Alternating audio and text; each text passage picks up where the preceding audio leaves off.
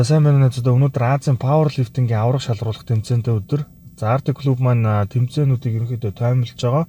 Гэхдээ энэ удаа бол ганц нэг тамирчныг онцолж та бүхэнд үзүүлье гэж бодсон. За ингээд хэдүүлээ тэмцээн рүү явцгаая.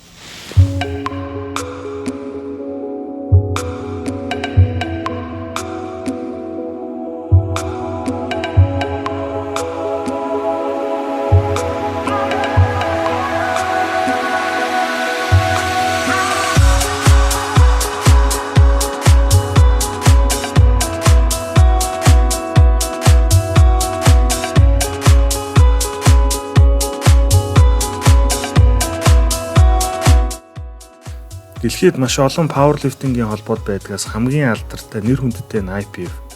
Нөгөөх нь бол WRPF. IPF холбоо бол маш хатуу допинг контролтой холбоо. Энэ холбоо пауэрлифтингийн спортыг олимпийн төрөлд оруулахын тулд маш их хичээл зүтгэл гаргаж байгаа. За манай Монголын пауэрлифтингийн нэгдсэн холбоо энэ Азийн аврах шалруулах RAW Classic тэмцээнийг Монголд маш амжилттай зохион байгууллаа. Энэ тэмцээнд оролцсон тамирчид ч гэсэн ам сайтай байсан. Монгол улсаа төлөөлж оролцсон манай тамирчид маань энэ тэмцээнд маш амжилттай оролцсон. Ер нь Азитай монголчууд маань чансаагаараа маш дээгүүрт байдаг юм байна. Харамсалтай нь бүх тамирчдын тухай ярих боломжгүй.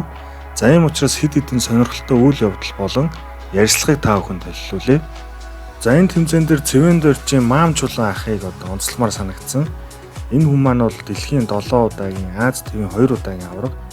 За мөн бас цэргийн арслан цолтой. Өдгөө 73 настай Маам Чулуун ах маань үндсэн таталт 190 кг-аар татаж рекорд амжилтыг шинжилж тогтоолоо. Энэ тухай түүнтэй хийсэн бяцхан сурвалжлагыг та бүхэнд төлөвлүүлье.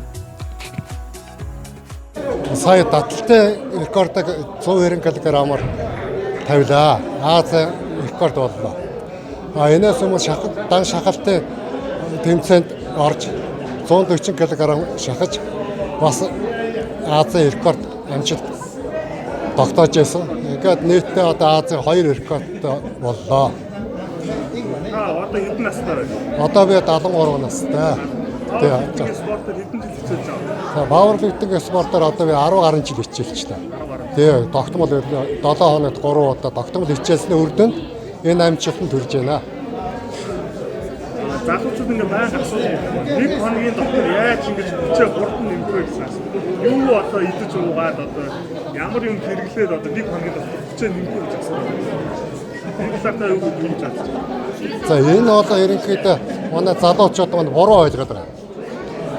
Яагаад би дад гарцсан хүн ингээ ийм хүчтэй болж яана гэж бодохоор энэ бол ерөөсөө байнгын тогтмол бэлтгэл сургууль хийснээс л одоо энэ амжилт гарч байгаа шүү дээ. Тэрнээс зүгээр нэг идж уугаал одоо уураг уугаал тэгээд нэг мундаг болчихно гэсэн ойлголт юм байхгүй. Айгу хурдан л болох гэдэг. Тэгээ манайхад дэндүү яардаг ямар нэг юмд цаг хугацаа гэж байдаг.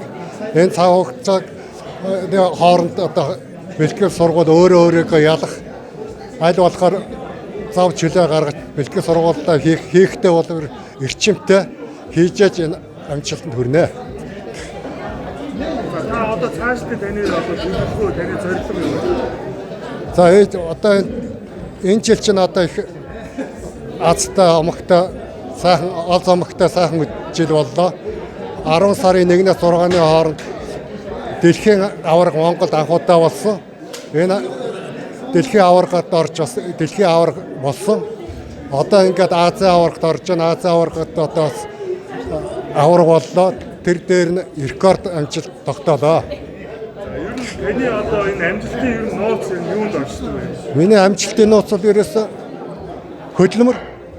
Хөдөлмөрлөлт хамгийн амжилттай улсууд бол бэлтгэл сургууль хараад за энэ хүний юу хийж яана. За энүүнтэй л одоо амжилт байна гэж ойлгодог. Дасгал сургуультанд бол ерөөсөө ямар ч нууц байхгүй. Хэнтэй ч чөлөөтэй бүх юм хийж өгөх ёстой. Ганцхан тэрнийг эзэмшгэл тэр хүний хөдөлмөр илүү үр дүнд хүрнэ шүү дээ. Хамгийн гол нууц бол ямар спорт ажил хөдөлмөрт ерөөсөө хөдөлмөр хэрэгтэй. Итгэх хэрэгтэй ийм л юм байна. Ер нь пауэрлифтингийн спорт хэдэн наснаас хичээж боломжтой? Одоо 13 наснаас хичээж боломжтой. Эсвэл заавал 18 хичээж боломжтой. За яг миний бодлоор бол ерөнхийдөө 18 хүрж байгаа л хичээлүүд дээр гэж ойлгодог. Яагаад гэвэл тэрнээс доош нас бол одоо өсөлтийн нас. Тийм учраас бас нэг хүн дээр хичээлэх хэрэггүй. Бага насныхан бол ерөөсө гимнастикаар хамгийн түрүүнд хичээлэх хэрэг. Гимнастик бол ерөөсө спортын А гэдэг шүү дээ.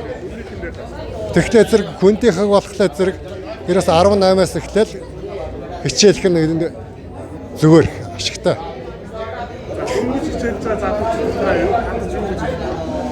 Дөнгөж хичээлж байгаа залуучууд бол ерөөсө битгээ яараарай. Юмэг багаас нь зөв арга барилаар нь одоо техник гэж ярьдаг шүү дээ. Тэр техникийг идэвхтэй, хүлээцтэй тэгэж хийснийхаа үр дүнд дараа нь дээшээ авах хэрэгтэй. Яагаад ч манайхаач яагаад их өндийг өргөх гол яарад байдаг амжилт гаргахад тэгэхээр зэрэг энэ бол ерөөсө юу техник буруу сурчиж байгаа. Нэг сурсан буруу техникийг бол заснах гэхэд хэцүү. Тийм учраас төвчээртэй шиг техникээс оролдоод тэгээд оролдох юм бол тэгээд амжилт гарна. Цаашны одоо power lifting спортод шүү одоо рекордуудыг эзэмшээрэй. Танд одоо баяр хүргээ өнөөдөр одоо Монголд санагдаж байна миний хувьд. За баярлалаа. Тасралтгүй хичээлээрээ болоогүй өшөө нас бол дад гарсан ч гэсэн өшөө хичээлэх нас бас их байна.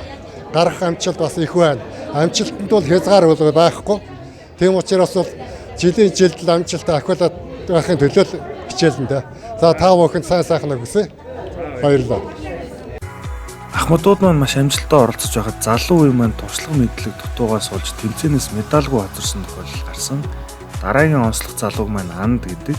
Тэрээр WRPF холбооны залуучуудын дэлхийн аварга болоод ирсэн. Гэсэн хэдий ч энэ удаа туршлага дутуугаас олж ямар ч медальгүй хоцорсон. За энэ тухай түүний ярилцлагыг сонсъё. За 2018 оны 10 сарын 4-өөс 10 сарын 7-ны хооронд World Rap Powerlifting холбооны хяр урлагийн тэмцээн болсон. За үүнд би нийлбэр дүнгээр залуучууд төрүүлээд таталтын төрлөөр рап таталтын төрлөөр 240 г татаж хүрэл медаль авсан. За Кирилл Сарачев Юрий Белкинтэй тэр тэмцээн дээр зураг авахулсан байхыг харсан. Тэр хоёр ерөнхийдөө амьдрал дээр ямар хүмүүс вэ? Одоо бол орчин цагийн одоо power lifting-ийн домгууд бол мөн тий. Тэгээд одоо амьдрал дээр ингээ уулзсан хүнээс одоо сэтгэлдлээ бас сонсомоор байна. За Кирилл Сарачев бол 1.95 см өндөртэй. Тэгээд гар нь бол ер нь бол маш том. Яалтчгүй 336 кг шахах гар. Тийм том битүү хүн Монголд ер нь байс дайралтсан Монгол. Монголд одоогоор яг Сарачев шиг гартай хүн байхгүй. Одоогоор Монгол хамгийн том гартай хүн бол Алтан Гэрэл гээд дэлхийн рекордыг Азийн рекорд нэмэгдсэн орон гэрээний Азийн рекордыг эзэмшдэг. Алтан Гэрэл ах хамгийн том гартай хүнээр яв. Одоо тодорхойлогдож байгаа. Энэ Оросуудын хүчний бэлтгэлийн ер нь нууц нь юунд оршоод байна? Яагаад дэлхийд одоо ингэж ойрхоод байна гэж бодож байна?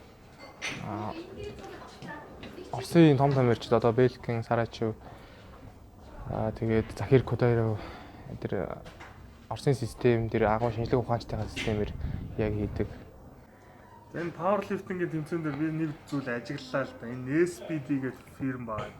Энийг бол одоо бүх тамирчид одоо өмссөн байхад бол ажиглаж байна. Энэ одоо яг одоо юугаар онцлогтой ямар одоо спортын пауэрлифтингийн хэрэглэл юм. За энэ SBD гэдэг нэр маань болохоор squat, bench press, deadlift гэдэг нэрний товчлол. Тэгээд Англи улсын компани зөвхөн одоо энэ брэнд SBD болон Enzer Titan гэсэн хувцас өмсөх ёстой. IPF холбоонд хувцсан дээр нь заавал хамгаалж ордог. Өөр фирм ямар нэг хувцас подолк одоо өвдгөвч кист өмсөж болохгүй. Азийн аврагт ороод сая нэлээ муу одоо тэмцээнд оролцлоо. Энэ шалтгааныг одоо тайлбарлаж байна. За, ер нь бол миний жин 10 оны өмнө 100 кг байсан. Тэгээд сая жин дээр ороход 92 болсон байсан. 92 хүртэл хассан 10 хоногт.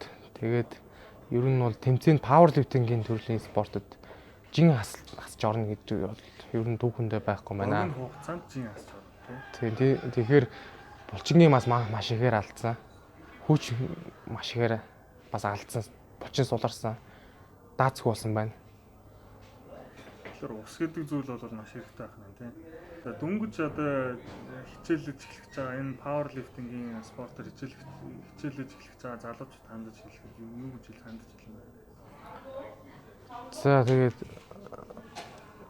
анхлын хичээл хэсэгтээ хандаад ер нь бол эхнээс нь техникээ сайн сураарай. Юу хүнд чин рүү битгий дайж гинтл их битгий аваарай. Бага жиндээ ороорой, жингээ битгий асаарай. Хамаагүй усаа хасаа. Тэгээ хамаагүй усаа хасч орж болохгүй. Тэгэхээр мэдээж хүч бол маш ихээр үе сулрна. Үений даац гэдэг бол маш чухал. Андын энэхүү ярьцлагыг сонсоод дөнгөж эхлэж буй павер лифтчийг хамаагүй усаа хасч жиндээ орж болохгүй гэдгийг ойлгож аавна гэж найдаж байна. Харин маам чулаахын рекорд энэ спортоор хичээлж эхлэхэд хизээж оройтхгүй гэдгийг харуулахаас гадна спорт бол хүнийг залуужуулж эрүүл болгодог шидтэй гэдгийг томоос том баталгаа болж өглөө гэж бодож байна. За дараагийн дугаараар Монголын пауэрлифтингийн титанууд бол хасах 120, нэмэх 120 кг-ийн тамирчид хэрхэн өсөлцсөн. Мөн Монгол улсын гавьяа тамирчин Содон Бэлжээ эмтгийн тамирчин яаж бөөлжүүлсэн тухай оруулах болно. Ингээд эдгээр тамирчдыг дэмжихийн тулд энэ бичлэгийг лайктаар, шеэр хийхээ бити мартаарай. Дараагийн дугаар тун удахгүй орох болно.